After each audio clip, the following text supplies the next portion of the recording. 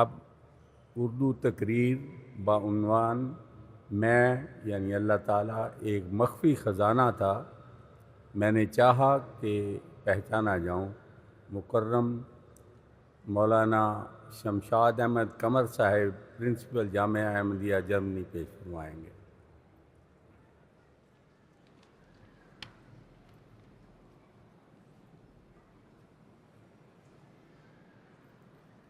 अशहदु अल्ला इलाहा इल्लल्लाहु वहदहु ला शरीक लहु व अशहदु अन्ना मुहम्मदन अब्दुहु व रसूलुहु अम्मा बादु फअऊज़ु बिल्लाहि मिनश शैतानिर रजीम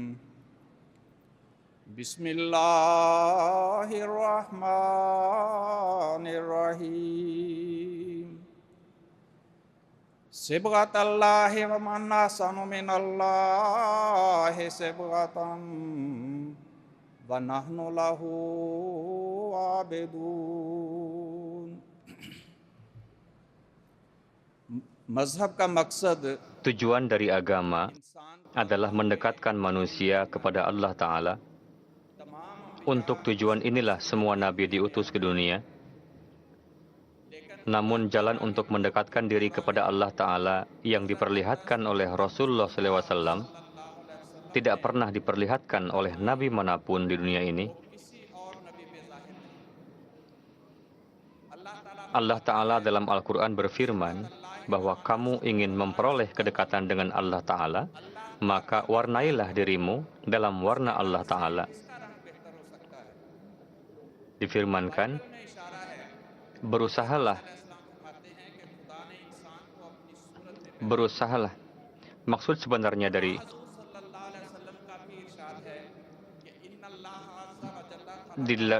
disabdakan di dalam hadis bahwa Allah Ta'ala telah menciptakan Adam menurut gambarnya, karena Allah Ta'ala itu tidak memiliki tubuh jasmani. Oleh karena itu maksudnya bukanlah suatu gambaran jasmani. Lalu apa yang dimaksud dengan bentuk di sini? Dalam menjelaskannya Allah Ta'ala berfirman, fitratallahi allati fataran nasa 'alaiha, fitrat Allah yang dengannya Dia telah menciptakan manusia. Dalam ayat lain Allah Ta'ala berfirman, walaqad khalaqnakum tsumma sawwarnakum tsumma qulna lil malaikati isjudu li adama fasajadu illa iblis, bahwa dan sungguh kami telah menciptakan kamu, kemudian kami memberimu bentuk, lalu kami berfirman kepada para malaikat, sujudlah kamu kepada Adam, yakni patuhlah kepadanya, maka semuanya patuh kepadanya kecuali iblis. Hadrat Muslih Maud radhiyallahu anhu bersabda, dalam ayat itu dijelaskan dua jenis kelahiran manusia. Pertama, kelahiran jasmani, dan yang kedua, rohani. Berkenaan kelahiran jasmani, Allah Ta'ala berfirman, walaqad khalaqnakum, bahwa kami telah menjadikan kamu satu wujud yang bernyawa. Kemudian berfirman, tsumma sawwarnakum, kemudian kami telah menjadikan kamu satu bentuk wujud rohani, yakni kami telah menciptakan kemampuan untuk memperoleh kesempurnaan keruhanian, yang dengan itu kalian akan menjadi makhluk yang unggul dari yang lainnya. Dalam bahasa Arab, kata surat berarti sifat dan atribut. Oleh karena itu, di dalam ayat tersebut, setelah penciptaan manusia, Allah Ta'ala berfirman, tsumma sawwarnakum, pada hakikatnya, makna dari kata surat adalah akhlak ilahiyah dan sifat-sifatnya. Allah Ta'ala berfirman, kami telah meletakkan sifat-sifat ini dalam fitrat manusia setelah membentuk tubuh jasmani manusia.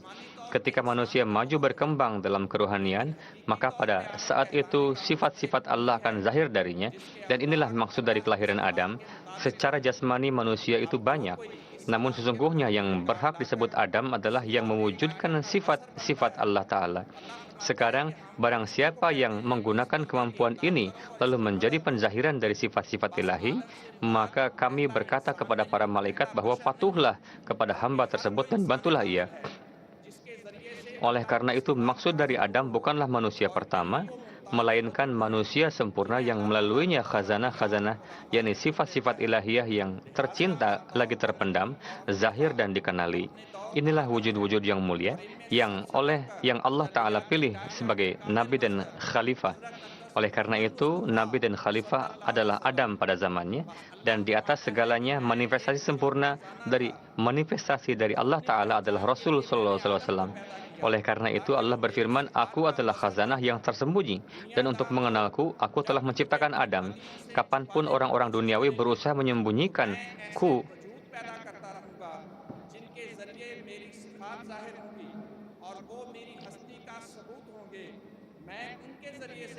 dengan perbuatan buruk mereka, aku akan terus menciptakan wujud-wujud yang melalui wujud tersebut sifat-sifatku terwujud, dan mereka akan menjadi bukti keberadaanku, dan aku akan memperlihatkan wajahku melalui mereka. Tuan-tuan, kita lihat untuk bisa menyatukan dua benda harus ada persamaannya. Misalnya besi dan kayu sama-sama padat, jadi bisa disatukan. Tapi kayu tidak bisa digabungkan dengan air atau udara.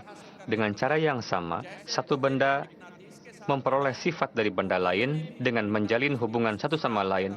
Sama seperti ketika besi dicampur dengan magnet, sifat-sifat magnet tercipta di dalam besi, dan jika besi dimasukkan ke dalam api, sifat-sifat api muncul di dalamnya.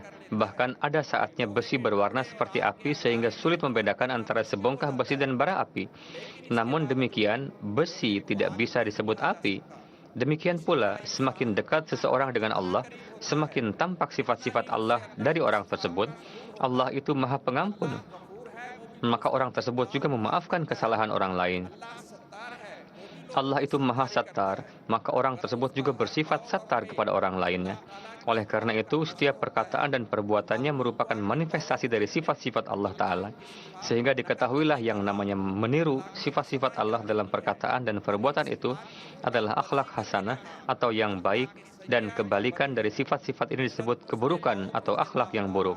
Hadrat Muslim Maud radhiyallahu anhu menjelaskan definisi kebaikan.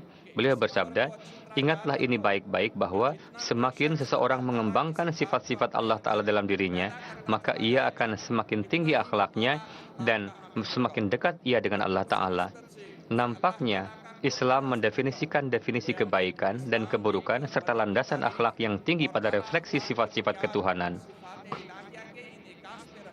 Jadi menurut Islam, kebajikan sejati adalah yang ada sesuai dengan gambaran sifat-sifat Allah, dan dosa atau aib adalah nama dari setiap perbuatan yang bertentangan dengan sifat-sifat Allah.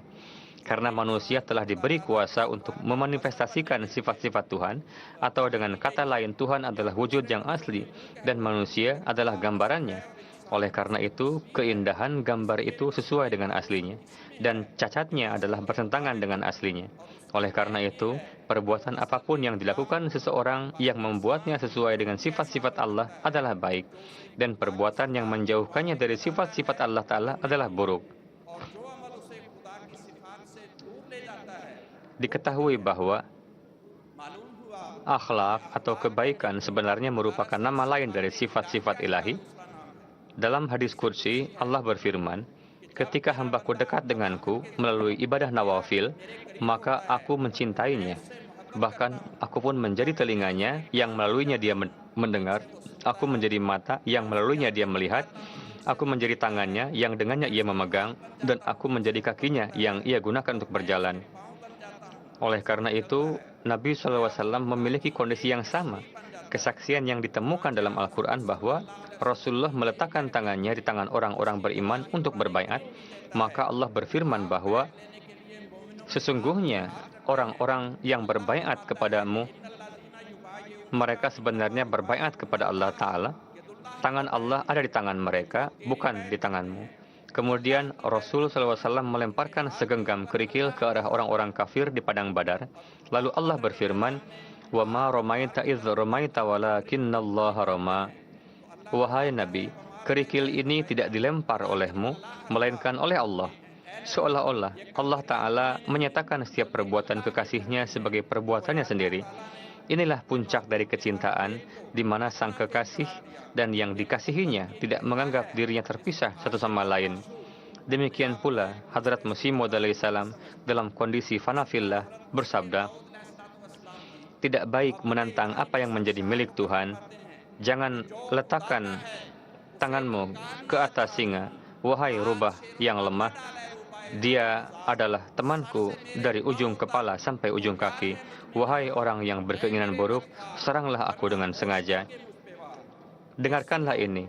Aku telah menjadi milik Tuhan dari ujung kepala hingga ujung kaki. Setiap partikel keberadaanku tunduk pada kehendak Tuhan. Sekarang saya berada pada titik di mana para malaikat Tuhan telah menjadi teman dari teman saya dan musuh dari musuh saya.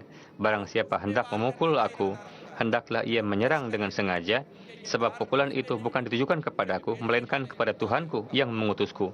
Ini bukanlah hanya klaim beliau alaihissalam semata, tetapi Tuhan menegaskannya melalui ilham dan berfirman, Inni mu'inun man arada i'anataka wa inni muhinun man arada ihanataka. Bahwa aku akan menolong orang yang menolongmu dan mempermalukan orang yang bermaksud mempermalukanmu. Jelas dari sini bahwa ketika orang-orang seperti itu menjadi milik Tuhan, maka Tuhan juga menjadi milik mereka. Mereka menjadi tauhid Allah dan Allah menjaga mereka. Di depan dan belakang mereka, di kanan dan di kiri mereka, Allah tugaskan para malaikat untuk melindungi mereka. Seperti ketika manifestasi Allah Ta'ala muncul dari keberadaan Nabi Suci SAW yang berberkat, maka para malaikat Allah ditugaskan untuk membantunya. Allah Ta'ala berfirman, Lahu mu'aqibatum min baini yadayhi wa min khalfihi yahfazunahu min amrillah, bahwa ada penjaga yang ditunjuk di depan dan di belakangnya yang melindunginya dengan perintah Allah Ta'ala. Hadirin yang terhormat, Rasulullah SAW bersabda bahwa di sisi Allah Ta'ala tidak ada yang lebih berat daripada akhlak yang baik, seakan-akan menurut Allah Ta'ala, ukuran baik buruknya suatu agama terletak pada akhlaknya dan merupakan fitrat Rasulullah SAW di mana segala kemampuan akhlak beliau telah mencapai puncaknya. Allah berfirman, Innaka la'ala khuluqin azim. Wahai Nabi, engkau mempunyai akhlak yang agung. Akhlak mulia engkau berada di luar imajinasi manusia. Oleh karena itu, Allah Ta'ala menjadikan beliau sebagai uswatun hasanah, teladan yang baik bagi seluruh umat manusia dan menjadikan beliau sebagai guru akhlak. Allah Ta'ala berfirman, Laqad kana lakum fi Rasulillahi uswatun hasanah liman kana yarjullah, bahwa di antara kalian yang ingin bertemu dengan Allah Ta'ala, maka hendaknya ia meneladani Muhammad Rasulullah SAW. Lalu beliau bersabda, Qul in kuntum tuhibbunallah fattabi'uni yuhibbukumullah. Katakanlah wahai Nabi, katakan kepada mereka bahwa jika kalian ingin mencintai Allah, maka ikutilah aku. Itulah sebabnya beliau SAW bersabda, Bu'istu liutammima makarimal akhlak, bahwa misi beliau adalah menyempurnakan akhlak. Akhlak mulia telah sempurna dalam diri saya, dan sekarang saya telah diutus untuk mengajarkan akhlak kepada dunia. Aku datang untuk membagikan khazanah ini kepada dunia. Aku juga akan menunjukkan kepada kalian aspek-aspek cahaya Tuhan yang tidak dapat ditunjukkan oleh Nabi sebelumnya. Jika kalian mengikutiku, cahaya sifat-sifat Tuhan akan bersinar dalam diri kalian. Kalian akan menjadi gambaran Tuhan dan identitasnya. Kalian akan disebut telinga Tuhan, matanya, lidahnya, dan tangannya. Aku akan menjadikanmu dari keadaan tak berada menjadi manusia, dan menjadikanmu dari manusia menjadi manusia yang bertuhan. Jika kalian melakukan ini, Tuhan yang mencintaiku, yang para malaikatnya membantu dan melindungiku, akan mencintaimu juga, dan para malaikatnya juga melindungimu. Hadrat Masih Maud alaihissalam bersabda, jika kalian ingin menjadi milik Tuhan, tentu fahamilah bahwa Tuhan adalah milikmu. Jika kalian tertidur, maka Tuhan akan membangunkanmu, akan bangun untukmu. Jika kalian lengah dari musuh, maka Tuhan akan mengawasi mereka dan menghancurkan rencana mereka. Kalian masih belum tahu kekuatan apa yang dimiliki Tuhan kalian. Apakah orang yang menyimpan harta untuk dirinya sendiri akan menangis karena kehilangan 1 sen? Tuhan adalah harta yang berharga. Hargailah dia dengan sepantasnya, bahwa dia adalah penolong kalian dalam setiap langkah yang kalian ambil. Kalian bukan apa-apa tanpa dia. Begitu juga sarana prasarana kalian bukanlah apa-apa. Hadirin, penting untuk difahami satu hal, yaitu apa perbedaan antara manifestasi Tuhan yang Maha Esa pada para nabi terdahulu dengan Hadrat Khatamul Anbiya SAW. dan pada umat-umat sebelumnya dengan umat Rasulullah SAW. Rasulullah SAW bersabda, Ana inda zanni abdi bi. Artinya, sebagaimana hambaku beriman kepada aku, maka aku pun menjadi sama baginya. Manusia itu penuh kelemahan, sedangkan hakikat Allah Ta'ala tidak ada batasnya. Lalu bagaimana sifat-sifat Allah bisa muncul dalam diri manusia? Hadis ini memberitahukan bahwa semakin besar wadah lingkaran akhlak seseorang, maka semakin banyak pula cahaya Allah yang masuk ke dalamnya. Oleh karena itu, Allah Ta'ala menampakkan diri kepada masing-masing Nabi sesuai dengan status dan akhlaknya. Namun akhlak Nabi SAW tidak di atas segalanya. Oleh karena itu, Allah lah yang paling banyak menurunkan wahyu kepada beliau. Inilah manifestasi yang dimaksud oleh Hadrat Isa alaihissalam. Masih banyak lagi yang ingin kukatakan kepadamu, tetapi kamu tidak dapat menanggungnya sekarang. Tetapi apabila dia, roh kebenaran datang, dia akan menunjukkan kepadamu jalan menuju segala kebenaran. Artinya, engkau tidak dapat menanggung manifestasi Tuhan yang utuh, maka akan datang ruh kebenaran yang lain, Nabi Agung Tuhan, yang akan menjadi manifestasi penuh dari manifestasi Tuhan. Manifestasi inilah yang Hadrat Musa alaihissalam minta kepada Allah Ta'ala, Rabbi arini anzuru ilaik. Ya Tuhanku, tampakkanlah dirimu kepadaku, supaya aku dapat melihat engkau. Namun Tuhan telah mengungkapkan dirinya kepada Hadrat Musa alaihissalam. Mengapa Anda mengajukan permintaan ini setelah melihat cahaya Tuhan di Gunung Tur? Bahkan Hadrat Musa alaihissalam ingin melihat manifestasi penuh Tuhan yang akan diwahyukan kepada Rasulullah SAW. Allah berfirman, Lantarani, wahai Musa, engkau tidak akan mampu untuk melihat manifestasi tersebut. Namun Hadrat Musa alaihissalam masih berkeinginan kuat untuk melihat. Lalu ketika Tuhan hanya menunjukkan sekilas manifestasinya, Hadrat Musa alaihissalam pun jatuh tak sadarkan diri. Ini adalah khazanah cahaya yang turun ke hati Muhammad Mustafa SAW, dan seolah-olah hati beliau menjadi singgasana Tuhan yang Maha Esa dan arasnya. Manifestasi agung Tuhan yang kuasa ini membedakan Rasul SAW dari semua Nabi, sehingga beliau SAW tidak peduli dengan pertentangan atau keserakahan apapun di dunia. Jadi ketika beliau membagikan khazanah ini di antara para pengikut beliau, sebuah revolusi yang luar biasa terjadi di padang pasir Arab, di mana Hadrat Masih Maud Islam bersabda, suatu hal ajaib telah terjadi di padang pasir tanah Arab yang gersang, ialah ratusan ribu manusia yang mati telah hidup kembali dalam waktu yang singkat. Mereka yang telah mati rohaninya dari generasi ke generasi telah hidup kembali dan menjadi orang-orang yang berakhlak suci dan salih. Yang buta mulai dapat melihat, yang tuli mulai dapat mendengar dan menerangkan kebenaran ilahi. Revolusi ruhani yang hebat seperti ini belum pernah terjadi sebelumnya. Belum pernah mata melihatnya dan belum pernah telinga mendengarnya. Apakah kalian tahu apa penyebabnya? Penyebab semua itu tidak lain adalah doa yang dipanjatkan oleh seorang fanafillah di kegelapan malam yang menggemparkan seluruh dunia. Doa-doa yang menggetarkan arasy ilahi dan membangkitkan revolusi yang demikian dahsyatnya, sehingga tak seorang pun mampu menghubungkannya dengan seorang yang buta huruf seperti Rasul SAW. Hadirin, salah satu makna ibadah adalah sujud. Oleh karena itu, menaati Allah serta tidak tunduk pada rasa takut atau keserakahan selain Dia adalah ibadah, dan inilah Islam. Nabi SAW menyatakan demikian bahwa aku diperintahkan untuk beribadah karena Allah Ta'ala, dan yang pertama dalam menaatinya. Saya telah mencapai setiap aspek ibadah demi Allah dengan cara ini. Oleh karena itu, Mi'raj Rasulullah sebenarnya adalah keunggulan dalam setiap ibadah dan setiap amal saleh.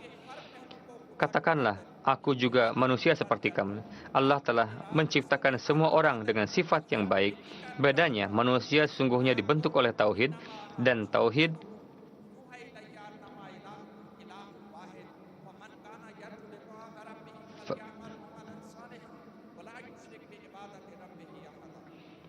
katakanlah, wahai Nabi, aku juga manusia seperti kalian. Allah telah menciptakan semua orang dengan sifat yang baik.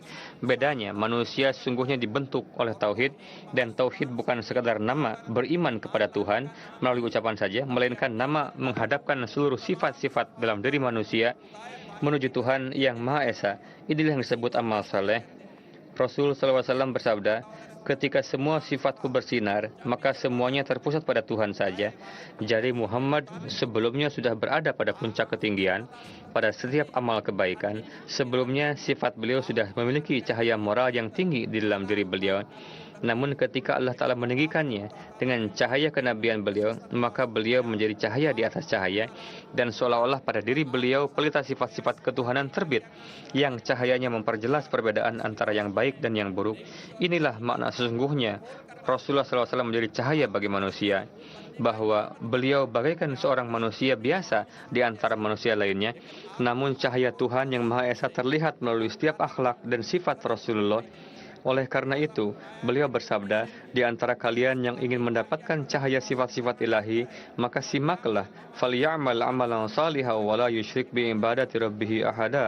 Maka lakukanlah amal soleh dengan landasan keimanan dan jangan mempersekutukan dengan sesuatu yang lain dalam beribadah kepadanya. Artinya, serahkanlah seluruh kemampuanmu kepada Allah, lakukan segalanya hanya untuk Tuhan, jadikanlah kehendaknya menjadi kehendakmu juga, berbagilah suka duka makhluknya hanya karena Allah, maka kamu pun akan mendapat bagian dari cahaya ini. Allah Ta'ala berfirman, وَيُطْعِمُونَ الطَّعَامَ عَلَى حُبِّهِ مِسْكِينًا وَيَتِيمًا وَأَسِيرًا إِنَّمَا نُطْعِمُكُمْ لِوَجْهِ اللَّهِ لَا نُرِيدُ مِنْكُمْ جَزَاءً وَلَا شُكُورًا.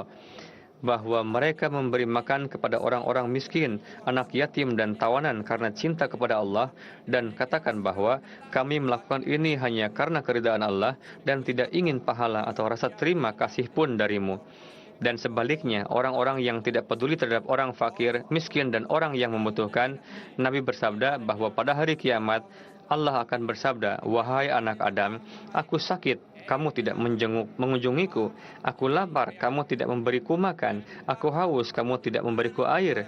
Hamba itu akan bertanya, bagaimana bisa Allah sakit, lapar atau haus? Lalu Allah Ta'ala menjawab, "Hambaku ini sakit. Seandainya kamu menjenguknya, niscaya kamu akan menemukanku di sananya. Hambaku ini dan itu lapar. Jika kamu memberinya makan, kamu akan menemukanku di sana. Dan hambaku ini haus. Jika kamu memberinya minum, kamu akan menemukan aku di sana." Maka jika seluruh akhlak telah sempurna pada Nabi SAW, maka niscaya standar akhlak umat beliau juga lebih tinggi dari umat lainnya. Sebagaimana Allah Ta'ala berfirman, "Kuntum khairu ummatin ukhrijat linnas." Kalian merupakan umat terbaik yang keluar untuk mengkhidmati manusia lainnya. Allah adalah nama zat berkumpulnya semua kebaikan dan bebas dari segala cacat. Bagaimana mungkin bagaimana mungkin orang-orang yang meniru warna Allah bertentangan dengan sifat-sifat Allah? Mereka Di dalam surah An-Nur, Allah Ta'ala telah berjanji akan memberikan khilafah kepada orang-orang yang beriman dan beramal saleh. Di sini Allah berfirman bahwa barang siapa ingin mendekatkan diri kepada Allah Ta'ala, hendaknya beramal saleh. Maka diketahui bahwa setelah para nabi, orang-orang beriman yang taat kepada khalifah juga mendapat nur dengan nur yang sama. Agama mereka dikuatkan, ketakutan mereka diubah menjadi kedamaian, ibadah mereka murni karena Allah dan bebas dari kemusyrikan. Jika tidak, maka salat yang dilakukan karena ria dan ingin dilihat orang lain, yang mana salat tersebut tidak ada cahaya tauhidnya, yakni suatu pesan kebinasaan. Jadi ketika Allah Ta'ala berfirman, "Aku adalah suatu khazanah yang tersembunyi," maka aku ingin dikenal sehingga aku ciptakan Adam. Maksudnya, aku akan mengungkapkan keberadaanku melalui para nabi dan khalifah. Mereka akan menjadi perwujudan cahayaku. Dunia akan berusaha memusnahkan mereka. Namun Allah berfirman, "Kataballahu la'aglibanna ana wa rusuli." Yaitu Allah Ta'ala telah menetapkan bahwa aku dan Rasulku pasti akan unggul ketika mereka beribadah kepadaku dan melindungi tauhidku. Maka aku akan melindungi mereka, aku akan menyelamatkan mereka dari serangan kuat dunia, dan aku akan memberikan bukti keberadaan aku dengan memberi mereka kemajuan. Tuan-tuan yang mulia, ketauhidan merupakan sumber dari kemajuan. Tidak mungkin sifat seseorang yang kacau dapat mendapatkan kesulitan. Hilangnya perhatian merupakan suatu hal yang sangat mematikan, yang menghalangi kemajuan seseorang.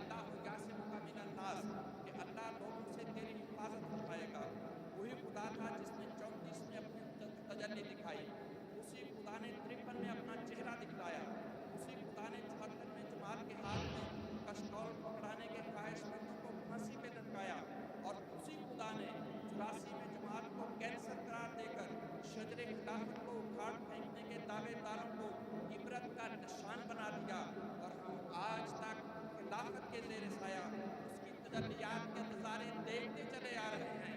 कुदरत से अपनी ज़ात का देता है हक सबूत।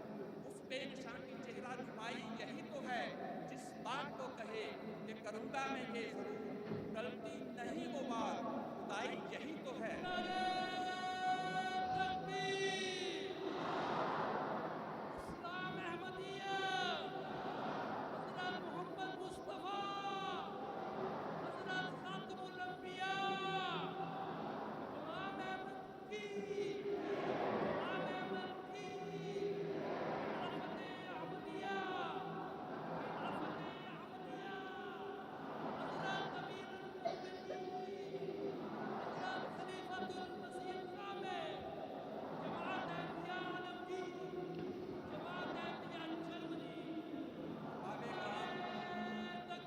Hadirin yang terhormat,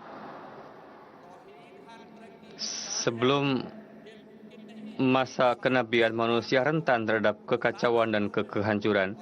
Tauhid berarti persatuan yang ditegakkan melalui Nabi. Kemudian cahaya Tauhid akan tetap menyala di bawah panji-panji khilafah. Jadi Tauhid inilah yang membawa kemajuan bagi mereka. Nabi Muhammad telah bersabda bahwa di akhir zaman ketika fitnah dan godaan datang, maka kekacauan akan muncul bagaikan mutiara yang berhamburan karena putusnya untaian mutiara. Pada saat itu, Rasulullah menyampaikan kabar baik tentang kedatangan Al-Masih, Nabi Allah, dan setelahnya kekhilafahan ala minhajin nubuwah, dan bersabda bahwa jika kalian melihat khalifah Allah di dunia pada masa itu, maka berpegang teguhlah padanya, meski badanmu tergores, luka, dan hartamu harus dijarah.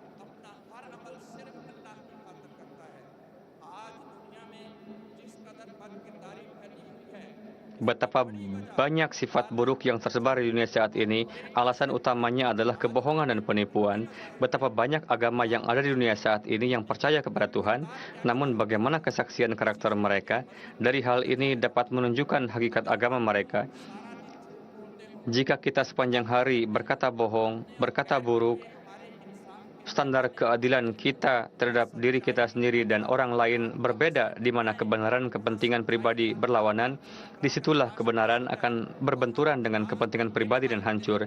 Dan dalam salat kita memberikan kesaksian, asyhadu an la ilaha illallah wa asyhadu anna Muhammadan abduhu wa rasuluh, sehingga Allah akan memberikan kesaksian bahwa kalian mengetahui bahwa aku itu Esa dan Muhammad adalah hamba dan utusanku, namun kalian masih saja berbohong karena dalam keseharianmu, di mana kalian seharusnya menganut tauhidku dan ajaran Nabi, kalian malah tanpa ragu-ragu menganut kepada selain Allah. Kalian menjadi budak setan, bukan hambaku. Tuan-tuan, saat ini hendaknya kita juga berfikir bahwa jika kita berlandaskan pada keadilan dan kebenaran dalam hidup kita, maka ibadah kita merupakan suatu ibadah yang hidup. Sebaliknya, ibadah yang didasarkan pada ketidakselarasan antara perkataan dan perbuatan juga memberikan pesan kematian dan bukan kedamaian. Hadrat Masih Maud alaihissalam telah meriwayatkan kejadian yang dialami oleh seorang sesepuh Bhopalwala, bahwa seorang sesepuh berkata bahwa dia melihat dalam mimpi seorang anak laki-laki yang tidak memiliki kaki, tidak memiliki lengan, tidak memiliki telinga dan juga mata, dan dia sangat kesakitan. Aku bertanya, siapa kamu? Dia bilang, aku adalah Tuhan. Aku pun takut bahwa Tuhan seperti ini. Tuhan tidak seperti itu. Dia adalah pemilik kekuatan besar. Dia bilang, aku adalah Tuhan masyarakat Bhopal. Mereka memahami bahwa saya seperti itu. Tindakan mereka menunjukkan bahwa mereka mengira saya tidak punya mata. Aku tidak melihat perbuatan mereka. Aku tidak mempunyai telinga. Aku tidak mendengar perkataan mereka. Mereka tidak mengerti bahasa saya. Saya bahkan tidak bisa berbicara lagi. Saya tidak bisa mencengkeram mereka dengan tangan saya. Jika Anda memikirkannya hari ini adalah kondisi seluruh dunia. Tindakan dunia mengatakan bahwa meskipun beriman kepada Tuhan, mereka memahami bahwa kekuasaan Tuhan telah berakhir. Sekarang dia tidak bisa menunjukkan wajahnya, tetapi menurut nubuatan Tuhan menunjukkan wajahnya dalam bentuk Adam di zaman ini, yakni Hadrat Masih Maud alaihissalam, dan beliau alaihissalam mengumumkan bahwa aku datang dari Allah sebagai penzahiran kudrat ilahi, dan aku adalah kudrat Tuhan yang berjasad, dan setelah aku akan ada beberapa wujud lainnya yang akan menjadi manifestasi dari kudrat kedua. surga kita adalah Tuhan kita, puncak kelezatan kita terletak pada Tuhan kita, sebab kami telah melihatnya dan segala keindahan tampak pada wujudnya. Harta itu patut dimiliki, walaupun untuk memilikinya harus dengan jalan mempertaruhkan jiwa.